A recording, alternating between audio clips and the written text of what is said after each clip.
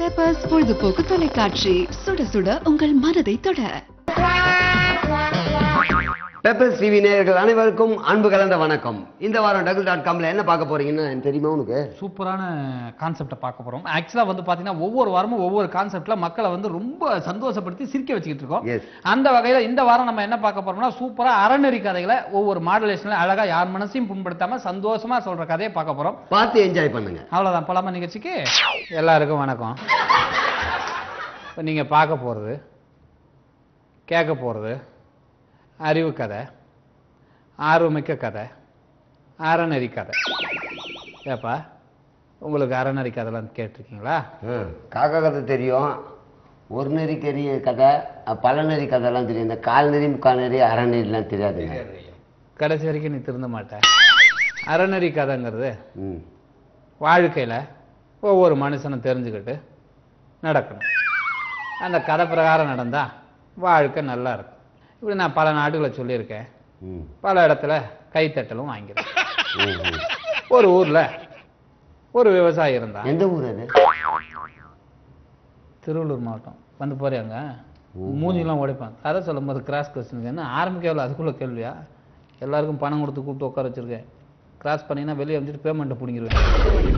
ஒரு ஊரில் ஒரு விவசாயி இருந்தான். அவன் மரம் வெட்டி தான் பொழைச்சிக்கிட்டு இருந்தான். விவசாயி எப்படிங்க மரம் வெட்டுவான்? அவன் விறகு வெட்டிங்க. அதனால் தினமும் என்ன பண்ணுவான், அவனால் முடிஞ்ச அளவு அவன் கோடாலையில் எவ்வளோ மரம் வெட்ட முடியுமோ அந்த மரத்தை வெட்டி. அப்போ உங்கள் விவசாயமே பண்ணல. நீ ஏதாவது கேட்க மாட்டியா? அவன் விவசாயி தானா? 3 பேரும் அப்படியே சாணியில் முக்கி செப்பல்லே அடிப்போம் பார்த்துக்குவான். அவன் என்ன பண்ணான், அவனால் முடிஞ்ச அளவுக்கு விறகு வெட்டி சம்பாரித்து குடும்பத்தை நடத்திக்கிட்டு இருந்தான். இதில் என்ன ஒரு குடும்பம்னா, அவங்ககிட்ட இருந்தது ஒரே ஒரு கோடாளி தான். இந்த ஒரு கோடாளி இரும்பு கோடாலியாக வச்சுக்கிட்டு இருந்தான். 6 மாதம் போச்சு. அவன் ஒரு நாள் ஆற்று பக்கத்தில் இருக்கிற மரத்தை வெட்டலான்னு போனான். ஏங்க? ஏன்னா அங்கே தான் மரம் இருந்தது. அப்போ ரைட். உங்கள் வீட்டு மரத்தை வெட்டினா சும்மா இருப்பேன் நீ? நான் எப்படி விட்டுருவேன்? நான் அதுதான் கேனியா? நான் அதான் லூஸா? நான் மென்டலா? நான் தெரியுது. உன்னை கூப்பிட்டு உட்கார வச்சுக்கும் போதே எல்லாருக்கும் தெரியும் அதுதான். ரொம்ப மண்டே ஆட்டி கதை கேளு. அந்த ஆத்தோரத்தில் அவன் மரத்தை வெட்டிக்கிட்டு இருந்தான். அப்போது அவன் கையில் அந்த கோடாலி மிஸ் ஆகி ஆற்றுக்குள்ளே விழுந்து போச்சு. காமெடி. அந்த கதை சொல்கிறேன், அறநெறி கதை சொல்கிறேன், காமெடின்றீங்க. காமெடின்னு சொல்லாதீங்களா? டேய் காமெடின்னு சொல்லாது. காமெடி இல்லை. இல்லை காமெடி இல்லை. காமெடி இல்லை. காமெடி இல்லை. ஏய் அவங்க தான் பார்த்துட்டு காமெடி இல்லைன்றாங்கன்னா நீங்களும் காமெடி இல்லைன்றீங்க. ஆற்றுக்குள்ளே கோடாலி விழுந்து போச்சு. அவங்ககிட்ட இருந்தது ஒரே ஒரு கோடாலி தான். என்ன பண்ணுறதுன்னு தெரியல. தண்ணிக்குள்ளே விழுந்த அந்த கோடாலி எடுக்கிறதுக்காக அவன் வேண்டனான். பூமி மாதா எங்கிட்ட இருந்தது ஒரே ஒரு கோடாலி தான். இந்த கோடாலி வச்சு தான் குடும்பம் நடத்திக்கிட்டு இருந்தேன். இப்போ கோடாலி அப்போ அவன் பொண்டாட்டி வச்சு குடும்பம் நடத்தலையா? அவனுக்கு பொண்டாட்டி இருக்கா? எங்கே போது மேடம் வாடா. பெரிய மனுஷன் உட்காந்து கதையை சொல்ல வச்சுட்டு பொண்டாட்டி இருக்கா? அறிவில்லை. அப்போ சொல்றது கோடாலி வச்சு குடும்பம் நடத்தியிருக்கான். சொல்லுங்க நல்லா இருக்கா? அவன் என்ன பண்ணா, என்னடா கோடாலி வச்சு பூமி மாதா கிட்ட வேணா, பூமி மாதா அந்த கோடாலியை எடுத்து கொடுங்க, அப்போ தான் நான் வந்து குடும்பத்தை நடத்த முடியும்னா. பூமி மாதா உடனே தோன்றி தங்க கோடாலி எடுத்துக்க அடிச்சு. ஐயா, பூமி மாதா தண்ணி உள்ள இருந்து வந்தாங்களா? பூமிக்குள்ள இருந்து வந்தாங்களா? உங்க வீட்டுல இருந்து வருவாங்களா? ஆன்ட்டி யாரு? பூமிகா. பூமி மாதா தங்க கோடாலி எடுத்து வந்து காமிச்சு, தம்பி இந்த கோடாலி உணர்ந்தா பாரு அப்படின்னு காமிச்சாங்க. உடனே அவன் சொன்னான், இல்லை தாயே இது என்னோட கோடாலி இல்லை அப்படின்னு. 2வது தடவையா வெள்ளி கோடாலி எடுத்து வந்து காமிச்சு, தம்பி இந்த கோடாலி உணர்ந்தா பாருங்க அப்படின்னாங்க. இல்லை தாயே இதுவும் என்னோட கோடாலி இல்லை அப்படின்னா. 3வதா பித்தளை கோடாலி கொண்டு வந்து காமிச்சு, தம்பி இது உன் கோடாலியா பாரு அப்படின்னு சொன்னாங்க. இதுவும் எனது இல்லை. லாஸ்ட்டாக இரும்பு கோடாலி காமிச்சாங்க. 4வது தடவை வந்து இதுவா உண்டு அப்படின்னாங்க. அவன் உடனே ஆம் தாயே இதுதான் எனது அப்படின்னு. உடனே அந்த பூமி மாதா உன்னோட நேர்மையை பாராட்டி 4த்தையும் உங்ககிட்டயே கொடுக்குற எடுத்துக்க அப்படின்னு. கதையில சாங் இல்லையா? கடனா பண்றாங்க இங்க சாங்கு. சொல்லுப்பா. அவன மாதிரி கேனத்தனமா கேட்க மாட்டேன். நீ எப்பவுமே கேனத்தனமா கேட்க மாட்டேன், மென்டலா தானே கேட்பேன். சொல்லுப்பா. அதாவது எனக்கு தெரிஞ்சு எங்க ஸ்கூல்ல சொல்லி கொடுத்தது 3 கோடாலி தான். பித்தளை கோடாலி எங்க இருந்து வந்தது? உங்க கதையில வருது. ஸ்கூல்ல சொன்ன கதையெல்லாம் நான் சொல்றது இல்லப்பா, நான் சொந்தமா சொல்ற கதையா அது. அப்போ இருக்கலாம், பித்தளையும் இருக்கலாம். 4 கோடாலியே வாங்கிட்டு சந்தோஷமா வீட்டுக்கு போயிட்டான். இப்படியா ஒரு 6 மாசம் உருண்டு ஓடிச்சு. திரும்பவும் அந்த ஆத்து வழியா அவனோட பொண்டாட்டியை கூப்பிட்டுக்கிட்டு பக்கத்து ஊருக்கு ஃபங்க்ஷனுக்கு நடந்து போயிட்டு இருக்கான். எதிர்பாராத விதமா காத்து மழை அடிச்சு அவங்க பொண்டாட்டி ஆத்தோட போயிட்டான். அடுத்த வீட்டுக்காரனோட போயிட்டானே, ஆத்தோட தானே போயிட்டானே, ஏன்டா இவ்வளவு ரியாக்ஷனை கட்டுப்படுத்து. ஆத்தோட போன பொண்டாட்டியே என்ன பண்ண, அவனுக்கு இருந்தது ஒரே ஒரு பொண்டாட்டி தான். உடனே பூமி மாதா எனக்கு இருந்தது ஒரே ஒரு பொண்டாட்டி, அவளை வச்சுதான் நான் குடும்பத்தை நடத்திக்கிட்டு இருந்தேன். ஏன்னா முதல்ல கோடையார் வச்சு குடும்பம் நடத்தினாங்க, நான் அப்போ பொண்டாட்டி வச்சு இல்லையாண்ணா? இல்லை நீங்க இப்போ நான் சொல்றேன்ல, சரின்னு கேட்டு. சரி. அப்புறம் என்னன்னு பூமி மாதா கூப்பிட்டு இது மாதிரி பொண்டாட்டியை கூப்பிடுங்க அப்படின்னா சரின்ட்டு உடனே என்ன பண்ணா, பூமி மாதா இருந்தால் கவலைப்படாதவா அப்படின்ட்டு அப்படியே ஆற்றுக்குள்ளே உள்ள போய் வெளியே வந்து பூமி மாதா நயன்தாரா கூப்பிட்டு வந்து இதுவா தம்பி உன் பொண்டாட்டி அப்படின்னாங்க. ஆமாம் தாயே, இவள் தான் என் மனைவி நிற்பேன். ரொம்ப கடுப்பாகி போச்சு அந்த பூமி மாதாவுக்கு. ஏமா இதுக்கு முன்னாடிலாம் நான் வந்து ஒரிஜினலாக உனக்கு வந்து தங்கத்தை காமிச்சேன், அப்புறம் பித்தளையை காமிச்சேன், வெள்ளியை காமிச்சேன், 3த்தையும் நேர்மையாக இல்லைன்னு சொல்லிட்டு இரும்பு கோடாலி உண்டுன்னு சொன்னேன். இப்போ நயன்தாராவை காமிக்கிறேன் உன் பொண்டாட்டின்றே, நயன்தாராவுக்கு இன்னும் கல்யாணமே ஆகலை, இது ஊரறிஞ்ச விஷயமாச்சே அப்படின்னு அந்த அம்மா கேட்டுச்சு. அதுக்கு இவன் சொன்னா, தப்பாக நினைக்காதீங்க தாயே, முதல்ல நயன்தாரா கூப்பிட்டு வந்து காமிப்பீங்க, நான் இல்லைன்னுவேன்.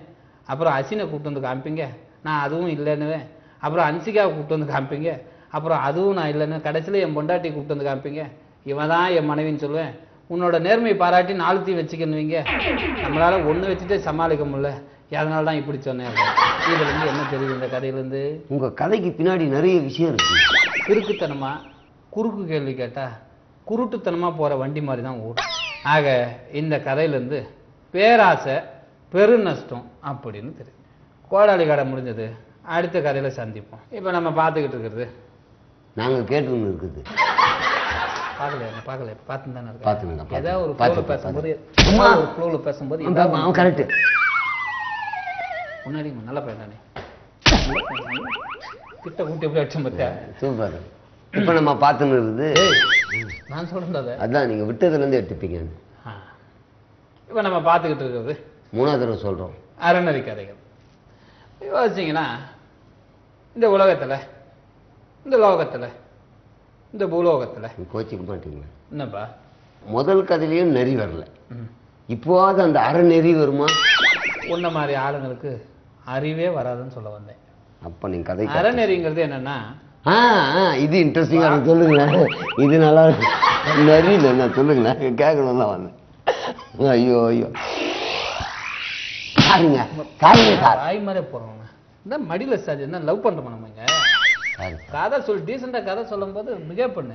ஓகே, எப்படி பிகேவ் பண்ண தெரியாது ராஸ்கல். என்னடா பண்ற? பேசும்போது சாந்தமா இருக்கீங்க. வா கிட்ட வா. வெரி குட், குட் பாய்.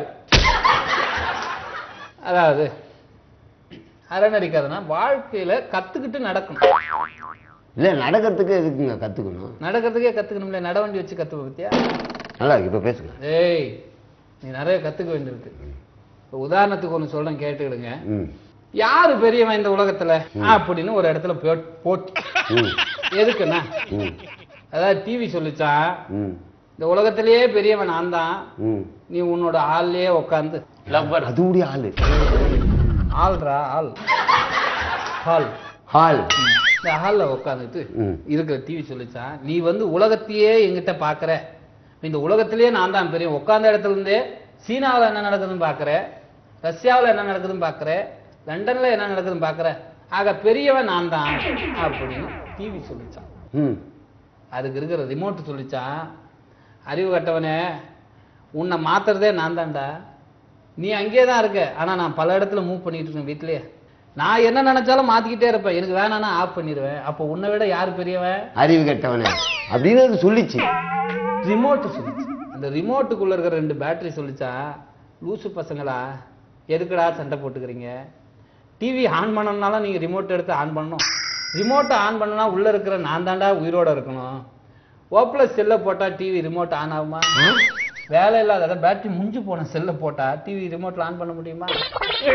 போயிட்டீங்க. இப்படி 3 பேரும் சண்டை போட்டு இருக்கும்போது பக்கத்துல இருந்த கம்ப்யூட்டர் சொல்லிச்சான், ஐயோ என்னையா இன்னும் அந்த காலத்திலேயே இருக்கிறீங்க, டிவி பெருசா, நான் தான் பெரியவன், ரிமோட்டு பெரியவன், பேட்டரி லூசு, நீங்களாவது ஆன் பண்ணாதான் வருவீங்க. ம் நான் அவங்க கேட்கறத கொண்டு வந்து கொடுப்பேன். கம்ப்யூட்டர் சொல்லுது. நான் உலக அளவில் நீ இது வேணுமா போட்டேன்னா நான் வந்து நிற்பேன். ஓ நம்ம கோகுல்ல பார்க்கணும். எதுலயே ஒன்றுத்துல போய் பாரு. கோகுல் கிட்டனா பாரு, ராமர் கிட்டனா போய் பாரு. இப்படி நீ நினைக்கிறத கேட்டேன்னா நான் கொடுப்பேன். அப்போ நான் தானே இந்த உலகத்திலே பெரியவன். நீ வந்து எங்கிட்ட பேசிக்கிட்டு இருக்க அப்படின்னு சொல்லிச்சா. அது கீழே ஒரு தம்மா துண்டு ஒன்று இருக்கு மத்தியா. இது மவுஸ். நல்ல மவுசுங்க, செம்ம மவுசுங்க. கம்ப்யூட்டர் ஆன் பண்ணிட்டு கையில என்ன பண்ணாலும் வராது. மவுஸ் நீ என் கையில வச்சு பண்ண அதை கனெக்ட் பண்ணுவேன். அப்போ உனக்கு கனெக்ட் பண்ற நான் தானே பெரிய ஆளு அப்படின்னு சொல்லிச்சான். அதுக்கு கீழே ஒன்று பலகையா இருக்கும் பார்த்தியா, கீபோர்டு. அது சொல்லிச்சா, ஐயோ லூசுத்தனமா பேசிட்டு இருக்க. டிவியும் பெருசு இல்லை, ரிமோட்டும் பெருசு இல்லை, பேட்டரியும் பெருசு இல்லை, கம்ப்யூட்டரும் பெருசு இல்லை, மவுஸும் பெருசு இல்லை, கீபோர்டு தான் பெருசு. நீ வந்து இதில் தானே டைப் பண்ணும். உன்னால முடியுமா?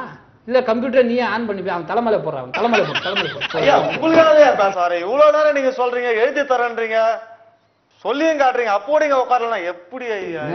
ஏன் அவன் நான் ஒண்ணு பேச அவன் ஒண்ணு பேசுறான். யாரு அவன்? என்ன லவ்வா பண்ற ரகசியமா கூப்பிடுறேன் சொல்லு சத்தமா. மச்சான் இருக்கட்டும். அதுக்காக ஏன் அப்படி ஆடாவடமா பேசுவானா? தலை கணக்கு காமிக்கணும்னு சொன்னாங்க. சரி கூப்பிட்டு வந்துட்டு அப்புறம் என்ன? அவனுக்கு காது கேட்காது. என்னடா கதையே காதுல கேட்டுதான் போகணும். அவன் காதே கேட்காத இதுல உட்கார வச்சுக்கிறீங்க. அதுதான் அப்போ நடுவில் பணம் கொடுத்தானா? யோ பணம் கொடுத்தானா? சாப்பிட்டாங்க. சுத்தமா கேக்குதா? கொடுத்தானா? எவ்வளவு எவ்வளவு கொடுத்தாயா? நேத்துங்களா? அதுவும் கேட்காது. அவனுக்கு கண்ணும் தெரியாது போல. கையில சிக்னல் பண்ணா கூட தெரிய மாட்டேன். ஆக இப்படி போட்டி, நான் தான் பெரியவன், இவன் தான் பெரியவன், அவன் தான் பெரியவன், இப்படி சண்டை நடந்துட்டு இருக்கும்போது அப்ப சொல்லிச்சா, யோ நீங்க 6 பேருமே பெரியவங்க இல்லையா, நான் தான் ஏன் பெரியவன் ஒருத்தர் குரல் கொடுத்தாங்களாம். யாரு இது? சூப்பர். இப்ப புரிஞ்சுது. இப்பதான் கதையில சுவாரஸ்யம். அது யாரு? கரண்ட். நாடா அறிவு கட்டவங்களா? எல்லாத்துக்கும் நான் தாண்டா பெரியவன். எதையுமே என்ன நான் இல்லைன்னா உங்களால எதையுமே ஓபன் பண்ணி பார்க்க முடியாது. அதனால நான் தான் பெரியவன் அப்படின்னு. ஓபன் முக்கியமான நேரத்துல ஓப்பன்னா என்ன வேற என்ன? அதாவது டிவி இதெல்லாம் ஓபன் பண்ணி பார்க்க முடியாது. அப்புறம் என்ன பண்ணுச்சா, கரண்ட் இப்படி சொல்லிட்டு இருக்கும்போது இன்னொன்னு குரல் கொடுத்துதான், நீங்க 7 பேருமே பெரிய ஆள் கிடையாது, இந்த உலகத்திலே நான் தான் பெரியவன் அப்படின்னு சொல்லிச்சா. அது என்ன தெரியுமா? இன்வெர்டர். கரண்ட் இல்லை நான் என்னையா, நான் எல்லாம் என்னோட பவரை கொடுத்து ஓபன் பண்றேன், அதனால ஒன்றும் பிரச்சனை இல்லை. அதாவது இன்வெர்டரா ஜெனரேட்டரா கூட வச்சுக்கலாம்னு வச்சுக்க. நீ தாண்டா கூப்பிட்ட என்ன? நீ தாண்டா கூப்பிட்ட? நான் 7 தாண்டா உட்காந்தேன் வீட்டில். டேய் என்ன கதை சொல்லும்போது யாரை திட்டு? அவனை திட்டியா என்ன திட்டியா? இல்லை அவனை தான். மெலிவாணி சொல்லுங்க. அதாவது இதுக்கு மேலே ஒருத்தன் வருவான், நான் தான் பெரியவன், நான் தான் பெரியவன். எத்தனை பெரியவன் தான் வருவான்? இந்த உலகத்துல அவ்வளவு பேர் போட்டி போடுறாங்கடா. எதுக்குடா அவனுக்கு கோவம் வருது? எதுக்கு கோவம் வருது? பணம் வாங்குறல, பணம் வாங்குறல. ஐயா எவ்வளவு நாணயமானவர், அவர்கிட்ட போயிட்டு வந்து பார்த்துட்டு இருக்கான். என்னடா பாட்டில சரக்கு அவ்வளவு போயிட்டு இங்க வா, டாய் இங்க வாடா. என்ன கூட்டம் கூட தப்பு இல்லடா. இந்த மாதிரி ஆளை கூப்பிட்டு வந்து மச்சான கூட்டு வந்த பாரு. அவனை போடுறான். அறிவு இருக்காடா? செருப்பாளியா இல்ல, நான் அடிச்சுக்கணும்னு சொல்ல வரேன். இப்படி 8 பேருக்கு சண்டை இருக்கும்போது லாஸ்ட் டே இன்னொரு தடவை அவங்க கை நீட்டாங்க. அம்மா லாஸ்டா ஒரு ஆள் வந்து நான் தான் பெரியவன் அப்படின்னு சொன்னான். யார் சொல்லு பாப்போம்? நீ சொல்லு. யாரு இப்ப தெரியும்? சொல்லு. நான் தான் பெரியவன் சொன்னது நீ தான். நான் தான் பெரியவன் சொன்னது நான் சொன்னேன்ல. அங்க வந்து பெட்ரோல் ஜெனரேட்டரா இருந்தா கூட சரி பெட்ரோல் இருக்கணும் அப்படின்னு சொல்லிச்சான். ஆக இந்த உலகத்துல ஒருத்தனுக்கு ஒருத்தன் பெரியவன் பெரியவன் பெரியவன் பெரியவன் சொல்லிட்டே போறாங்க. அதாவது ஐயா ஒரு அன்சன் அவர் என்ன சொன்னாரானே இப்ப உங்களுக்கு கேட்சா? யாரு கேக்குறது பத்தி எனக்கு என்ன கேட்டுச்சுன்னா, நீங்க வாங்கி கொடுக்கிறது வந்து அந்த பெரிய ரவுண்ட் டேபிள்ல வச்சு தர சொல்றாரு. இதுல இருந்து நம்ம கத்துக்கிறது என்னன்னா சொல்லுங்க, அதுல முடிப்பீங்க. இதுல இருந்து நம்ம என்ன கத்துக்கிட்டோம்? அதை தான் நான் சொன்னேன். இந்த மாதிரி அகங்காரம், ஆணவம், திமிரு, தெனாவட்டு இப்படி எதுவுமே இல்லாம வாழ்க்கையில் இருந்தீங்கன்னா நல்லா இருக்கலாம்னு தோணுது. அடுத்த கதையில சந்திப்போம். இப்போ நான் சொன்ன கதை உங்க யாருக்காவது தெரிஞ்சுதா? தெரியாது. உங்களுக்கு தெரியலங்கிறதுனால, எனக்கு தெரிஞ்சதுங்கிறதுனால இந்த உலகத்துல நான் தான் பெரியவன்.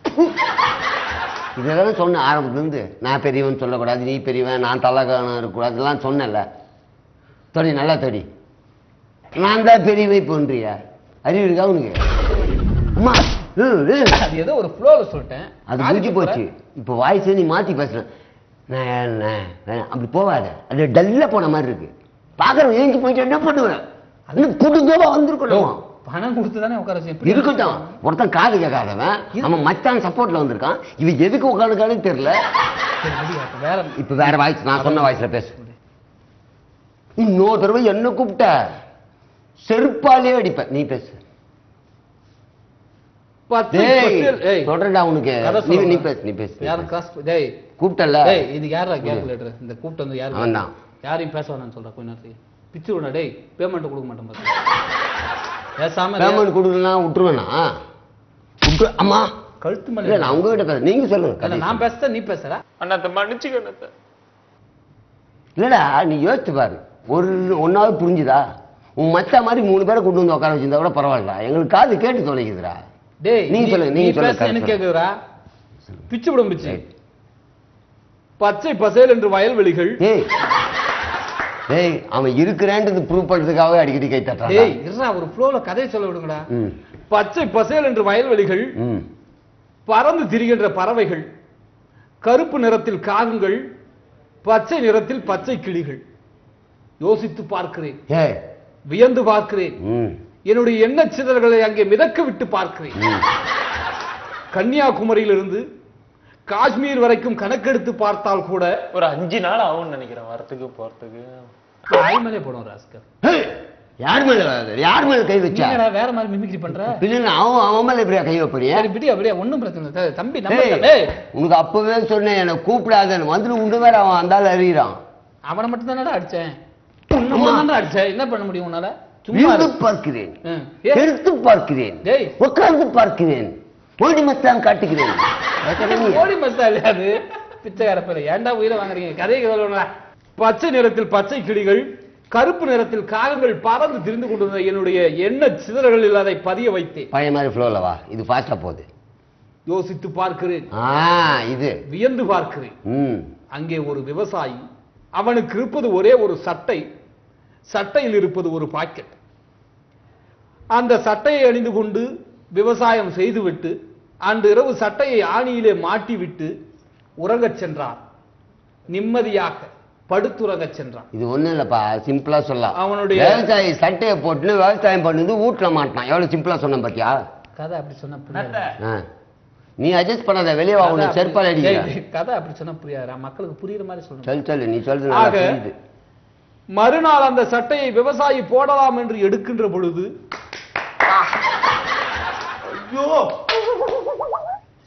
பாரு அவ்வளவுதான். அந்த சட்டை பாக்கெட்டினுள்ளே அந்த குருவி ஒரு முட்டையை ஈன்றெடுத்தது. அவன் பார்த்தான், இனி சட்டை அணிய வேண்டாம், அந்த முட்டையிலிருந்து குஞ்சு பொறிக்கட்டும், அதுவரை காத்திருப்போம் என்று இருக்கின்ற ஒரு சட்டையை குருவிக்கு வாடகையாக கொடுத்து விட்டு வாடகைக்கு பணம் வாங்காமல் விவசாயம் சென்று கொண்டிருந்தான். 3 மாதங்களுக்கு பிறகு அந்த உறவினர்களுக்கு ஒரு திருவிழா நடந்தால் கூட சட்டை இல்லாமல் போய் வந்தான். 4 மாதங்கள் கழிந்தது. அந்த பாக்கெட்டுக்குள்ளிருந்து அந்த குஞ்சு, குருவி குஞ்சு அந்த கூட்டை விட்டு பறந்து சென்றது. இது பறந்து விட்டது. அந்த சட்டையில் இருந்த பாக்கெட்டில் இருந்த கூண்டை எடுத்து வெளியே போட்டு விடலாம் என்று தூக்கி எறிய போனால் அந்த கூண்டுக்குள்ளே ஒரு தங்க மோதிரம் 1 சவரன் அளவிற்கு இருந்தது. யோசித்து பார்க்கிறேன், வியந்து பார்க்கிறேன், என்னுடைய எண்ணச்சிதறலை சிறகடித்து பார்க்கிறேன். அந்த பாக்கெட்டுக்குள்ளே எப்படி அந்த மோதிரம் வந்தது? அந்த அன்னையாக இருக்கின்ற குருவி இவன் பாக்கெட்டிலே வாழ வைத்ததற்காக பரிசாக கொடுத்தது. இதிலிருந்து என்ன தெரிகிறது? திருட்டு குருவி ஜோபிர்கள் சட்டு போடக்கூடாது. 2 விஷயம் புரிஞ்சுது. டேய் நீ அட்றாவன கை வச்சிருவியா? நீ கை வச்சிருவியா கேக்குறேன். கை தட்டு. நீ அடிடான்னு அழ சொல்ல அடி. சைடிஷ் கேக்குறான்ல, என்னடா பண்ண? என்னடா பண்ண? கூப்பிட்டியா? ஏடா கூப்பிட்டு அதை எவ்வளவு கதை நீ எவ்வளவு அடிக்கிறியோ அட்ரா. சொன்ன கதையை கேட்டு நல்லா அட்ரா. நீ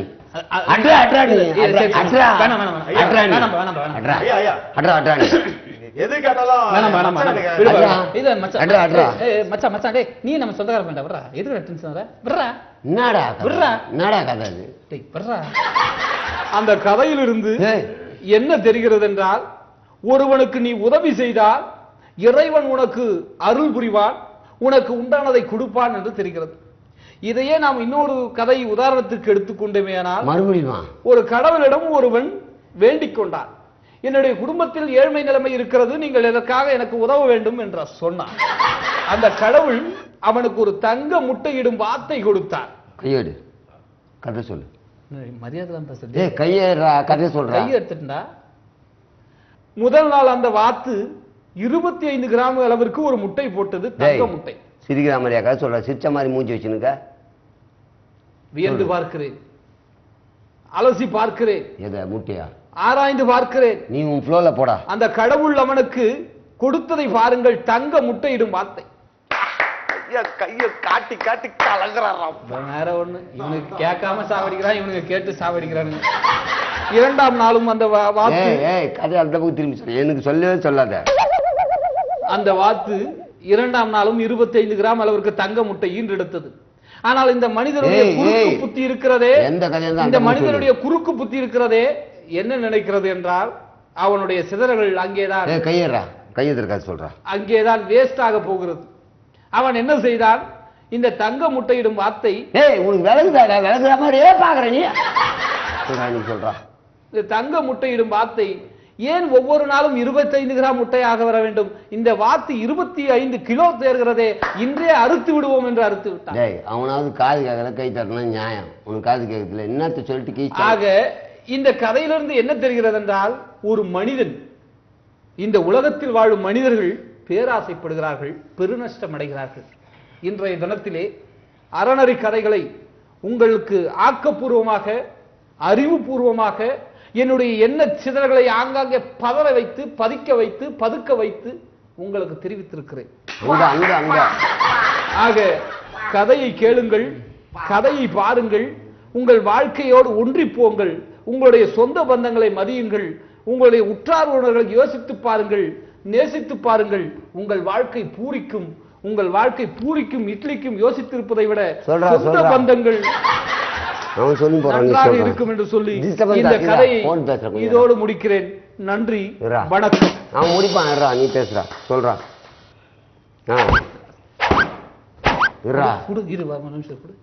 ஹலோ, என்னடா யாருமே இல்ல, யாருமே இல்லாத போன்ல